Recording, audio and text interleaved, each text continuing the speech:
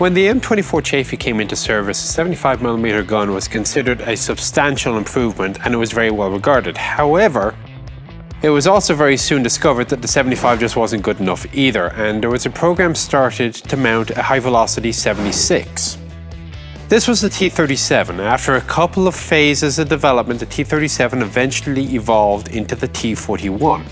Standing behind me, the Walker Bulldog.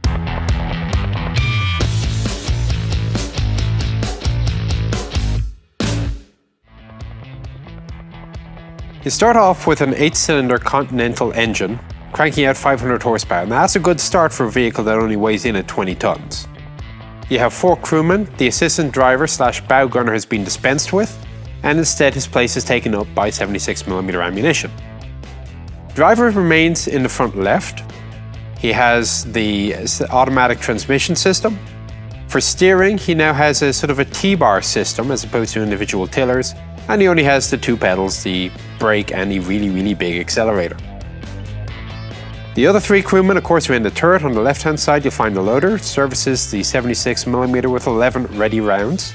The rest of the ammunition is stored either under the turret or in the front right of the hull.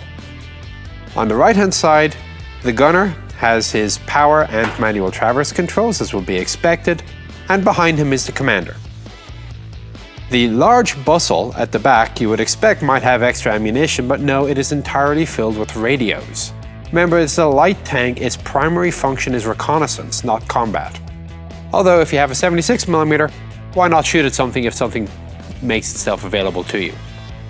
The suspension continues on more or less from the Chaffee. You have 5 road wheels per side, torsion bar suspension on good solid single pin track, with chevron rubber blocks. As a light tank, armor was not a priority. The thickest in there is about 1.5 inches, and that's basically at the front of the turret and the mantlet. Everything else, you're lucky if you have an inch of armor. But again, this wasn't designed to engage enemy tanks in combat. This was designed to be survivable long enough to conduct your reconnaissance or cavalry duties. In addition to the 76mm, there was the coaxial 30 caliber.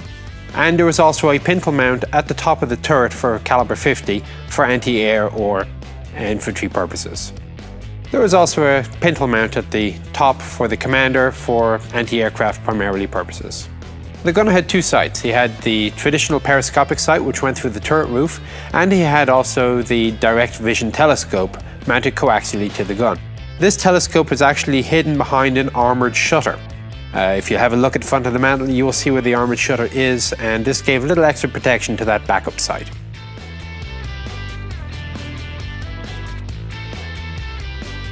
The driver in the vehicle is actually given a little bit more visibility than usual. Ordinarily, you have simply your 3 periscopes, front, slight left, slight right.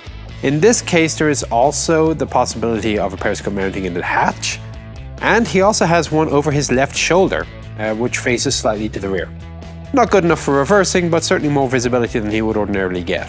The tank is well equipped with stowage. There are sponson boxes on each side of the hull, and also there was a large stowage box on the turret bustle. The mantlet cover was simply for weather effects to prevent rain and wind from getting inside the crew compartment.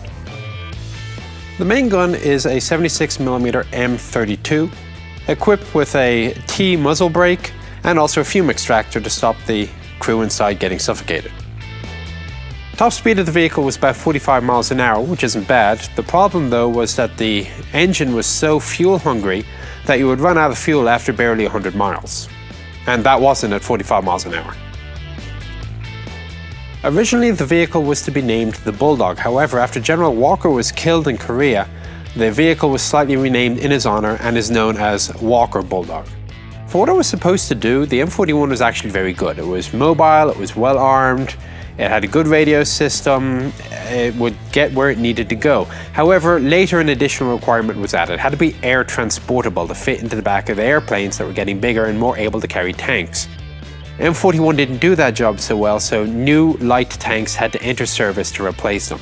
However, M41 did go on to see a good long service life in the service of friendly foreign nations.